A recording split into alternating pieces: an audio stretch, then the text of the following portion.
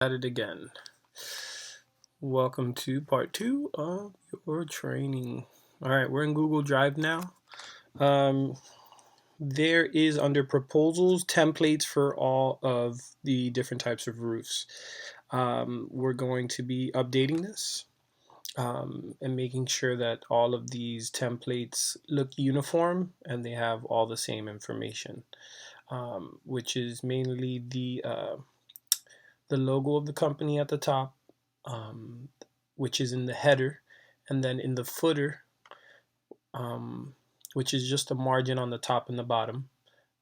Make sure we have the address, and then make sure that all of them have the similar order, which is the cover page, customer information page, um, the specifications, terms and conditions, change order process, lumber schedule for the ones that require it, and also, the final payment arrangement page. So now we're working in January, obviously, of this year. January is almost over. So only 11 months left in 2022 soon. Week 2, I'm going to April Waters. This is a shingle and flat mop. That means part of the house is shingle and the rest of it is flat. I will do a training showing you through satellite imagery how to spot different types of roofs and how to identify different types of roofs um, via satellite and also via Google, because Google usually has pictures um, of the house from the front of the house, because Google sends cars around, the country to drive through all the streets, so they have images of all the streets. So I went ahead and grabbed the Alfredo Gomez, which is a tile roof. Mainly the three different types of roofs with an incline that we do are shingle, tile, and metal. And those are what's on the Excel sheets, which the Excel sheet is the price sheet, and that's where we put in all the measurement information, which is the numbers that I know you like to work with. And then after we put in the numbers, we grab the total from there and put it on the proposal. Okay, so this is Job Nimbus again. I put in the customer's information so I can get the customer's information so I can fill out the template that I'm using, which in this case is Shingle, for her. And then I had grabbed an Excel spreadsheet from Mr. Gomez's drive, so that way I can get her price. Now, Mr. Gomez was tile. This one's shingle, but the price sheet has shingle, tile, and metal. So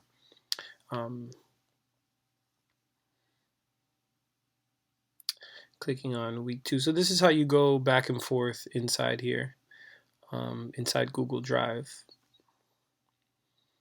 Okay, here I'm copying the footer, which this is the information in the footer section, the address of the company, city, state, zip, the number, and the .com.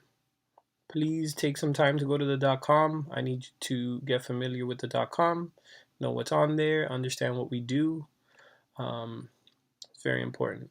Okay, we put new roofs on people's houses, so you work doing stuff that really does matter to people, because the roofs protect people's houses, so it's very important to have a good roof.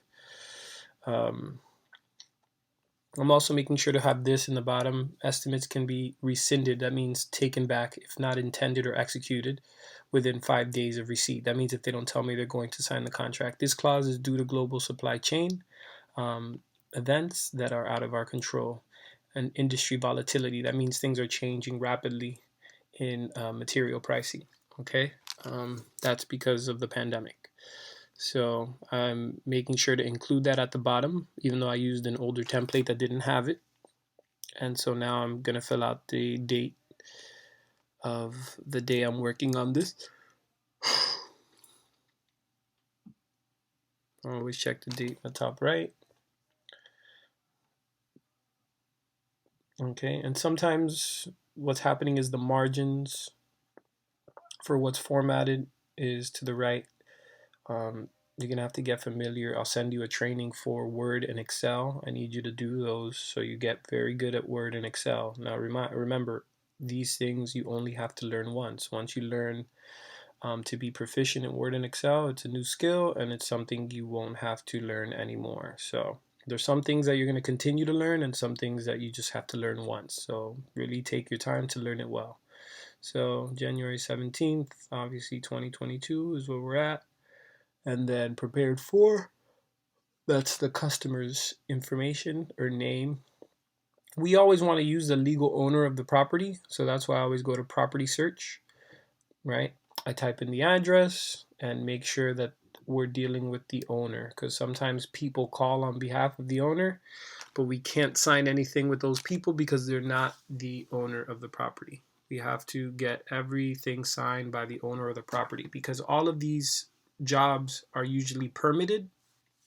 Permitting means that the city that the house is in is going to send inspectors to check the work. Once the inspector checks the work, that's when we're approved to finalize the job. That means we can collect the money, the complete money, based on the payment terms. But initially, we have to collect documents signed by the owner. And what I'm doing right now is I screenshot the property taxes and I put it in the Google Drive because this is something I have to submit when I submit a contract to the office. They need this because they want to make sure that they have the information, because on the property search at the top you'll see the folio number. The folio number tells you what city inside of Miami-Dade County the house is. You see highlighted at the top left was 30. 30 is Miami-Dade County. Okay, so going back to what I was saying about the permit. The permit in Miami-Dade County is pretty fast. Other cities take about a month. But long story short, we get original documents signed by them that's authorizing us to work as their contractor and install the materials that we agree upon in the contract on their house. And so what the city does is it sends an inspector to make sure that we're installing the inspector is also a roofing contractor, so he's a professional in the actual work that we do, and he's checking on behalf of the owner of the home the work that we're doing, um, and making sure that it's as per the manufacturer's requirements. That means just like the manufacturer says we should install it, that's how we install it. Okay. I'm putting in the address, the email, the phone number, all very important information. Sometimes I don't have it because sometimes older people don't have emails. In that case, I usually try to get somebody in their family that does have an email that can give it to them. If not, then I'll take it to them. But I try not to do that because that's an extra trip to their house. That could take me an hour to 2 hours. For when I could be doing something else with that time and that gas. So here, this is the other part that you check and change. Make sure based on the square footage of the house, you've got the right amount of plywood and fascia wood. Plywood is the wood deck that's under the materials, and fascia is what you see around the edge of the house. And we'll go through a visual training of all of that along with the satellite and I'll do a training on just identifying the different parts of the roof, identifying different types of the roof. Okay, so here I'm doing the math. When I get on the roof, I always measure length by width. So I break the house into little squares, into little boxes. And then later I multiply those boxes and add them up. And that gives me the total area of the actual property. And so that's what you see me doing here. So everything is pretty much based on numbers, based on math. So we take this square footage, what we call it, and we apply it to the actual price sheet, the Excel price sheet, and it'll generate numbers based on the prices of every different material. Okay, I know some of this stuff might get repetitive, but bear with me. Repetition is our best friend, okay? Because the more we repeat things, the more of a habit it becomes, and the easier it is to recall, the easier it is to remember things. Um,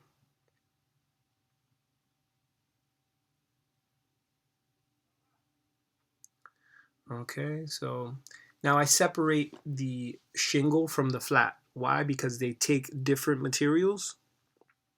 So I isolate the flat roof measurements, total measurements from the shingle roof's total measurement. Okay, so that way I can put it in the price sheet, and you'll see that there's separate sections in the price sheet.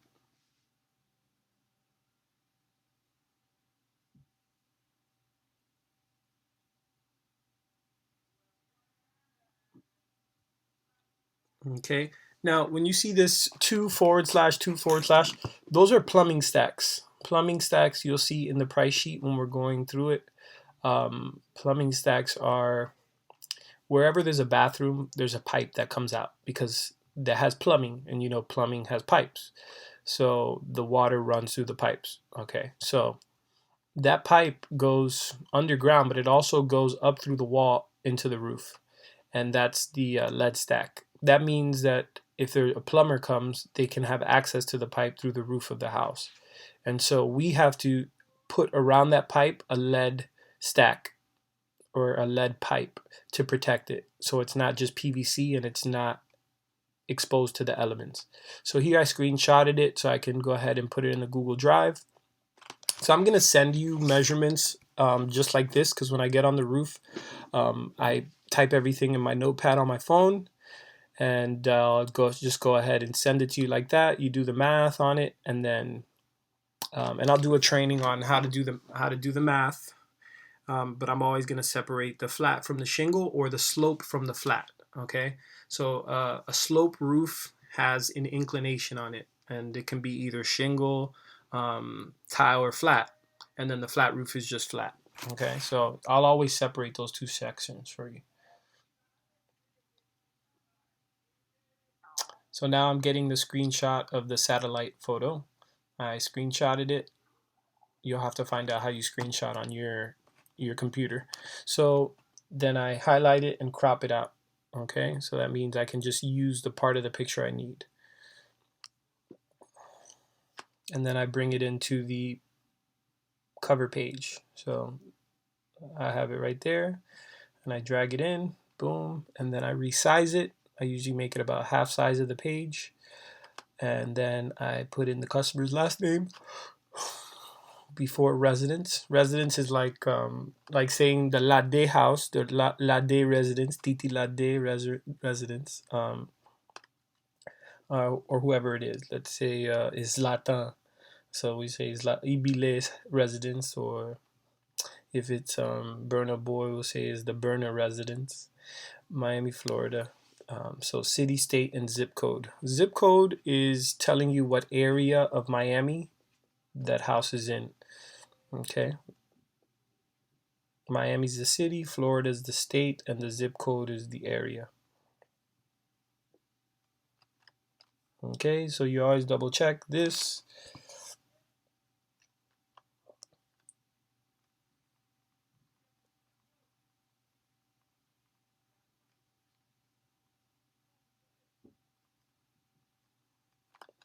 Okay, make sure the specifications are there. Before, the specifications were pretty much saying how we protect the job, the wood we change, and here, make sure everything lines up on the page. You want to make sure that things start at the top of the page and end by the end of the page. Now this is the flat scope of work. This is with hot asphalt. This is not torch. So there's multiple types of systems or processes that can be done on a flat roof. Just like on a slope roof, you could do either shingle, tile, or flat. So, and then you can always add insulation on a flat roof. And if you put tapered insulation, the warranty goes from 5 years to 10 years. So I'm putting here 5-year warranty, workmanship warranty upon completion, and 10-year with insulation.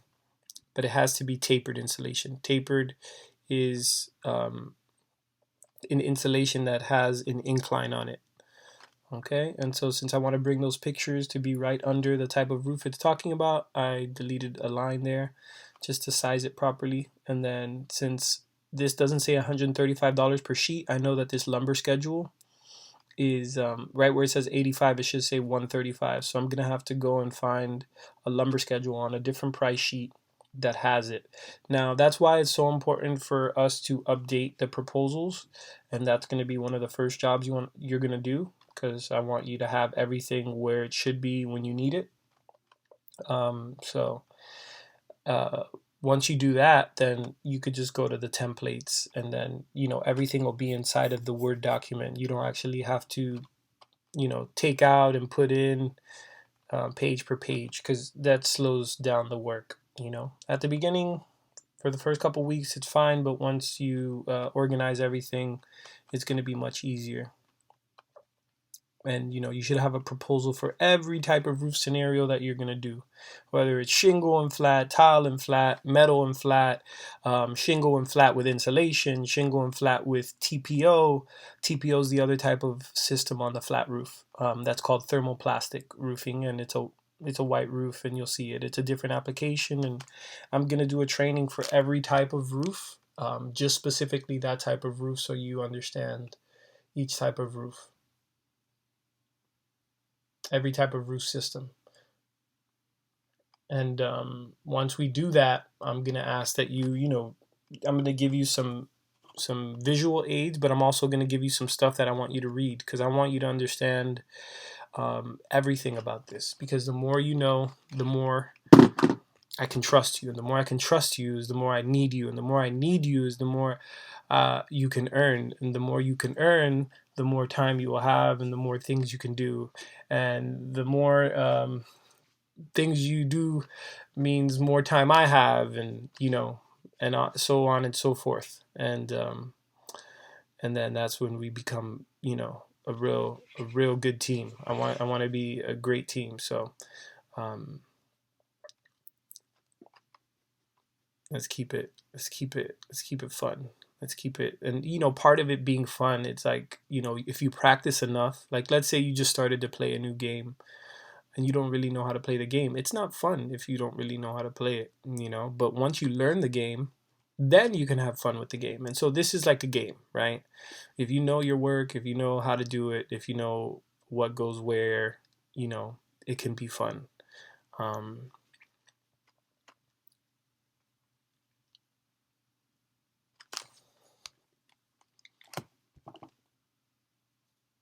okay, so here I'm kind of fighting with the margins on the lumber schedule, so that way it'll fit on one page, because it's kind of, the last line is on the next page. So sometimes I just try to make it smaller or highlight a space in between to bring it um, all onto one page. So here I just highlighted this row, and then I right click, and then I click delete row, and boom, it fixes my problem, and we're good. Terms and conditions, I want you to read through that a bunch of times so you know what's in there. I want you to understand our contract, understand contracts, um, so you know what's supposed to be in them, and you know how to review them, and so you understand your work. I don't want you to go into this blind, so even when you're not working, I want you to be, you know, understanding the big picture of how this all works, right? Understanding the body of it, right? It's kind of like a human body. It has a head, right? The cover page. Then it has a neck where it speaks, or who we're speaking to, right? The customer's information. Then the chest, which is the intention. So we're telling people, in those, in the second and third page, what we intend to do. And then the stomach, that's like really the stuff you eat that keeps you alive, and the specifications, right, is what that is. And then the legs is the terms and conditions, and then the price is the feet. If you don't got no feet, you can't run. And so um we make sure to include the feet. So this is the feet of the message, the feet of the contract, if you will. And this is where we put the price. And so just like women are always looking at other women's shoes and their feet. So that's why they spend so much time going to the beauty salon to do their toes and all this stuff, is because the feet are important. The feet take you where you want to go, and the price takes us where we want to go. And where do we want to go? We want to go to the customer's house and sign the contract. And so we got to give them, good feet. All right. So look at the understand that, however you understand it, whatever you like to use, um, to compare it, to something that makes it make sense. That's the best thing. Um, so that way, it's easier for you, right? Because if you get too caught up in the details, you're going to think this is something different, and it's not. Everything in a contract is like life. It's got a beginning, a middle, and an end, just like a movie, just like whatever you want to think of. Most everything has a beginning, middle, and an end. If you go out to dinner, an appetizer, a main course, or a salad, appetizer, salad, main course, and then a dessert. So a beginning, a middle, and an end. So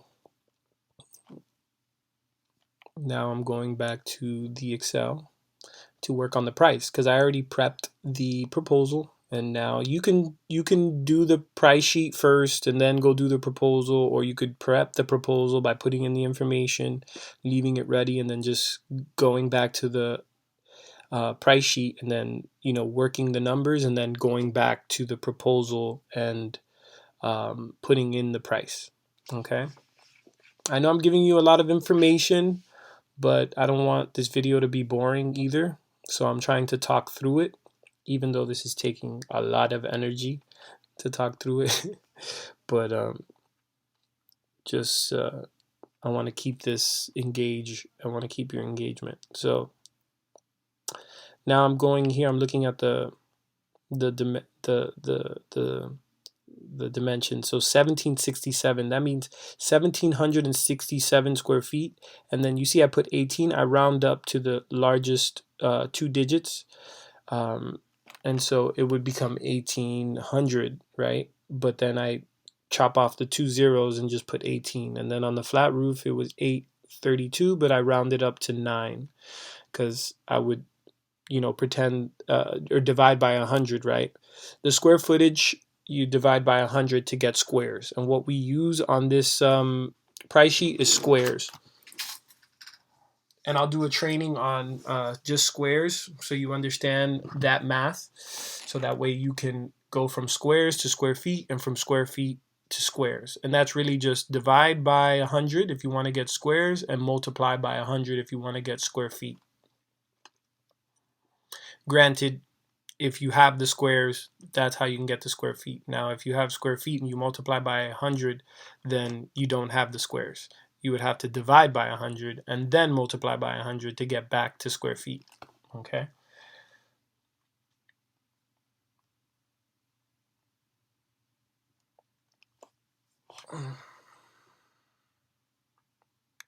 So,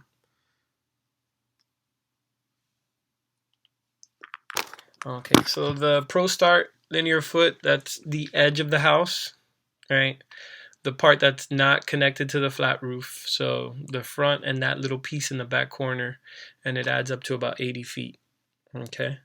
I was looking at the dimension there, 52, no, not 52, 63, 26 by 63. That 63 is, the length of the house, and the 26 was the width. So front to back, and then the side to side was 63. So then 63 plus that little piece in the back right corner gave me 80. And then seal a ridge. The ridge is the middle part. And that's 63, because there was only one ridge from side to side, and that was a long ways. Now 4x5 L flashing, there's a little corner in the that it needed about 5 feet, and that'll be the flashing. I'll show you that in the training about identifying parts of the roof cement, for shingle roofs. So now I'm looking at the plumbing stacks 2, 2, and 3. So here where it says lead boot, we have 2 2s, so we'll put 2, and then we just carry that over to the G column, and then 1 3, so 1 and 1. renailing of deck, 8D nails, galvanized. That means they're dipped in metal coil. Um, well, now I'm putting in the membrane, the fascia. So the house is going to get 50 linear feet of fascia included in the price, and we type it there. And then the plywood, we're giving them 3, and that's in the proposal. So always make sure that the proposal, what we're giving in wood, is going to line up with what we have on the price sheet. And then the renailing of deck, that's the sheathing nails. That's when we nail the plywood to the trusses. And so 30 squares for every box of this, and then the other one says 18 squares and 20 squares respectively right below that. Tear off. This is where we put the total amount of squares of the house. So it was 18 plus 9. 18 plus 9 is 27. And then permit 27, that's how many squares it is. Permit runner, there's always just one person takes it to the city. And then the dump truck for a house like this. Shingles, I'll have, this will be on your notes, but you know, a dump truck of does 30 squares of shingle. So this house is 27, and that's less than 30, so you only need 1 dump truck. And then that's it. It gives us the price at the end. We're always going to check our price by dividing the total job price by the amount of squares, and that'll give you your per square foot price. And that never changes. That's an equation to, you know, check your work. How do you, and the reason why you check your work with that is because there's already kind of a range for the prices per square. So you know, if you're in the range, you know you did your price sheet right. Okay. So now I'm typing in the price here. Hurricane straps upon owner's request. Secondary water barrier upon owner's request. These options are in the price sheet. Obviously, I put upon owner's request because I don't want to scare people sometimes unless I know they have money or if they ask me when I met them. But I also don't want to not mention it to them.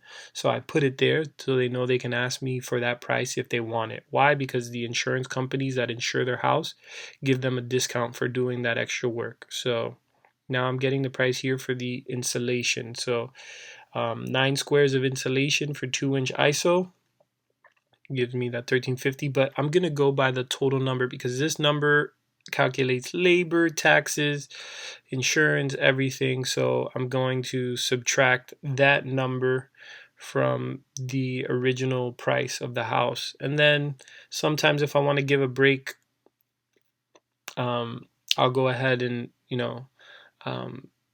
bring it a bit, the difference between 1375 and whatever it actually is at the bottom.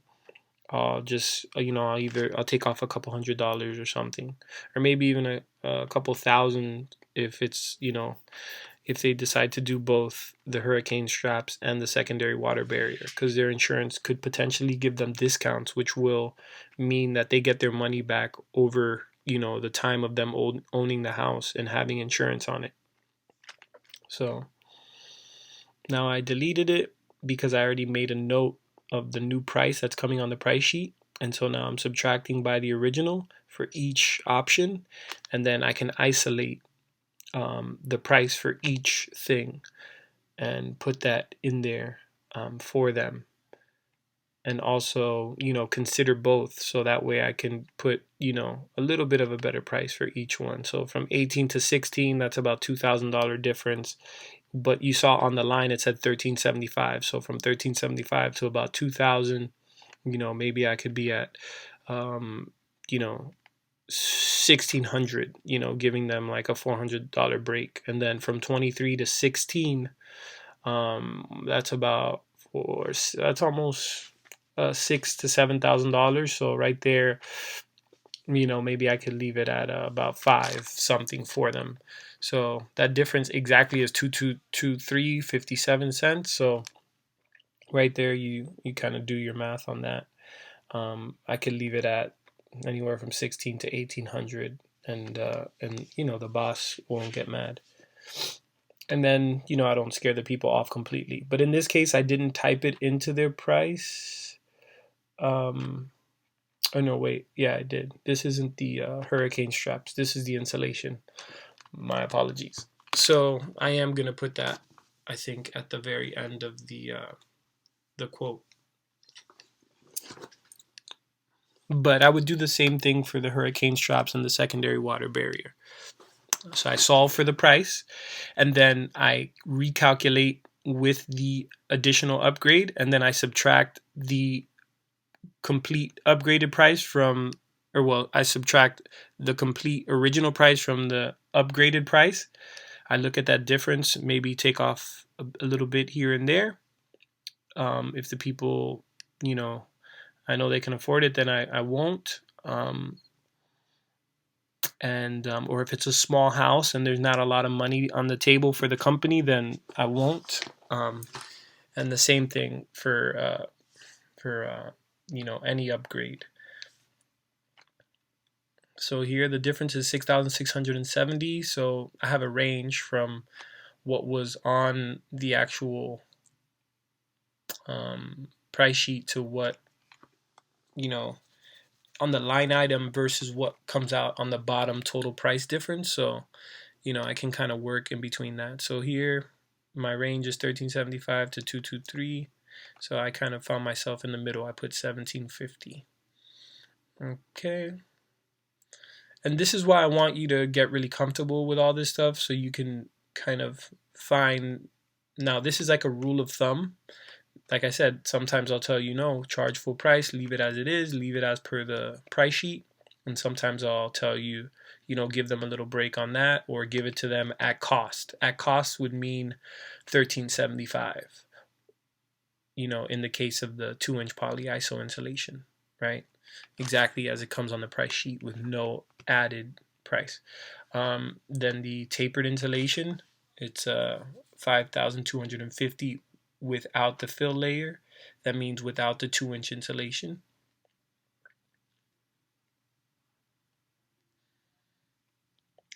And then with the fill layer, I'm pretty much saying there how much you should add. So now I'm going to the top, making sure that, everything's correct. I actually made a mistake there. I just noticed now I left a parentheses after residence. That was a mistake. So make sure that you always delete what is there from before when you actually type in the name and residence. Plywoods, always check that. And check the customer information. Make sure that I always try to get the pictures on the same page. This is the spec. Make sure you're working with the right spec. Shingle roof should have shingle spec. Make sure the lumber schedule on plywood there has 135, so you know it's the updated lumber schedule. And then, last but not least, you got your price. And then the payment terms, very important. Okay, so here, upon shingle delivery, that's when we get our third price. We do we can change this for people and break the first payment into two, if the person doesn't feel comfortable giving 30%. But for the most part, this is it. And since we have a good reputation, we don't have a problem collecting 30% up front. Because that's the money we collect to go ahead and pull the permit and start the job and start buying materials and ordering materials for the job. Okay. A house like this takes about a week to do based on its size. These are all things I want you to know too, because I want you to completely understand what we're doing. And I know right now it seems like a lot, but little by little, as you go digesting this information, you're going to just know this stuff.